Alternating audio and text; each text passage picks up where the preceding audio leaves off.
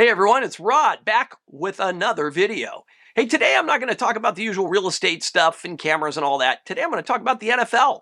Yeah, I haven't done an NFL video, but there's all of this talk about the offsides call at the end of the Chiefs game against the Bills the other night. And I don't care about the fans. Fans are going to get upset. It didn't go their way. On the Chiefs, they're going to get upset and piss and moan and scream at the officials and all that. I get that. What pisses me off is the so-called professionals, guys that I watch, that I like. I watch their programs. They commentate on the games, what they like, what they didn't like, things, and they've gotten caught up in this whole nonsense. Look, I got to make this extremely clear. The ref made the only call he could make in that scenario, and let's talk about why. So first, I want to address the things that I've heard both former NFL players talk about, as well as some of these commentators, and people are making a big, giant controversy out of that. There should be no controversy here. There's plenty of times when officials make calls that change the outcome of games where it's controversial, and we should be screaming and yelling. The NFL really needs to work that rule book so that we have less and less and less of these controversial calls. But this one isn't controversial. I think it's being made controversial because people like to get clicks on their videos. And I guess that's fine too. But the bottom line is, quit your damn whining. That was a good call. So here's the deal. There's a handful of calls that are easy, low-hanging fruit for officials. Encroachment, offensive offsides, and false starts. Why?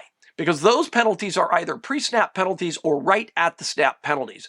Before the line is jumbled up and the players are all mixed up, that foul happens immediately when the referee's got a clear shot. There's a guy standing on the line of scrimmage, just looking down that line of scrimmage, looking for offsides, looking for movement on the offensive line before the snap, looking for defenders jumping. That's what they're doing. When they make that call, when they throw that flag, they are right 99.9% of the time. They don't get that wrong very often. Now, let's address one of the things I've heard people say. I have heard former NFL receivers talking about how a lot of times the refs will give a warning. And so now the fan base and the people that are supporting the Chiefs as victims here are talking about that. Well, why didn't they just give them a warning? Well, here's the deal. Usually on the warning situation, that does happen. You get a receiver or a player, could be a tight end, whoever it is, and they're lining up and their foot's like right on the line. I mean, they're right there, maybe an inch over.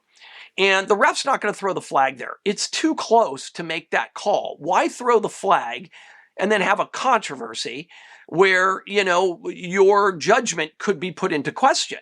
Was he really offsides? It looks awful close to me. And that's when the ref, might go over to the coach and say, hey, Kadarius Toney's lining up real close to the line. He's been just a bit over it a couple times. Theoretically, I could throw the flag. I'd rather you just have him line up, a little back up a little bit. So that's true. And a lot of these NFL guys have come out and said that happens. But guys, Kadarius Toney wasn't just lined up really close. Kadarius Toney was practically in the damn secondary of the defense. His entire leg was in front of the football. His entire shoe was 100% in front of the football. That was egregious, guys. You can't let that go. That is egregious. Kadarius Toney was looking at the football. I've watched this thing over and over again. He was looking at the football. How did he not realize that he was in front of the football? I don't know. I'm not here to shit on the guy. I mean, he made a mistake, an egregious mistake. So you can't do the warning thing there. Because now you just think about it. If he'd have not thrown the flag and that play unfolded and it was a touchdown, you don't think the Bills are going to go, that guy was a mile offside, we got robbed? We'd be having the same controversy.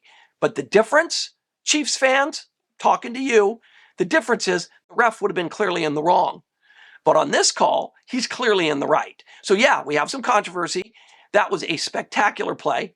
I mean, one of the coolest plays. That might be the play of the year. I mean, that was amazing. And it is unfortunate that it got called back, but it was a good call. It was the only call the ref could make. Because if a referee is going to have controversy, he wants to have controversy where he made the right call. And the fans can scream about it all they want, cry like little babies. He made the right call. If he made the wrong call and did a no call on that, he's in the wrong. He might be looking for a new job because that's how egregious it was. I'll give you an example for those of you that don't get it. A couple years ago, I was driving down the interstate. I was doing about 75 miles an hour, 70 mile an hour on the interstate here. So cop pulls me over. I didn't see him. That's bad on me. Pulls me over. I'm thinking I'm going to get a big old ticket. We go through the whole rigmarole, goes back to the car. I'm like, he's writing me a big fat ticket. This sucks. Well, he comes back. He gives me a warning. I was like, yes. He goes, hey, yeah, you're going to, that hill, it's kind of steeper than most people realize. You picked up a little extra speed. I need you to pay attention, blah, blah, blah, whatever he said. And I was like, oh, thank you, officer. Woohoo, I'm happy. I drive off. Now, I want you to imagine, Chiefs fans, talking to you. If I was doing 120 miles an hour, am I getting a warning? Well, am I? Because if you think I'm getting a warning at 120, you might want to check yourself into a mental institution. I might go to jail, but I'm definitely getting a ticket. Okay? So, what does that have to do with Kadarius Toney? That guy was so far offsides, he was doing 120 on the interstate. That was egregious, guys. And understand, lining up offsides, I heard all these guys, they never call offensive offsides. You never should, that's only been called 3 times all year, blah, blah, blah, blah. You know why? You want to know why?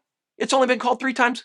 Because you learn in Pee Wee football. When you're 5 years old and your helmet's 3 times bigger than your head and it looks real cute, these little kids running around, that's when they teach the kids to line up behind the ball.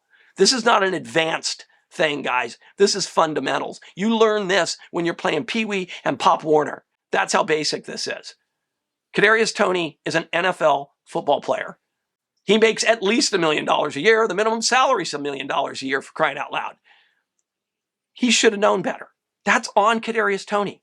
Again, I'm not crapping on the guy. He made a mistake. I make mistakes. You make mistakes. We all make mistakes. But point your anger where it belongs. Your team screwed up, and a spectacular play for the ages was negated. Don't line up off sides. Okay?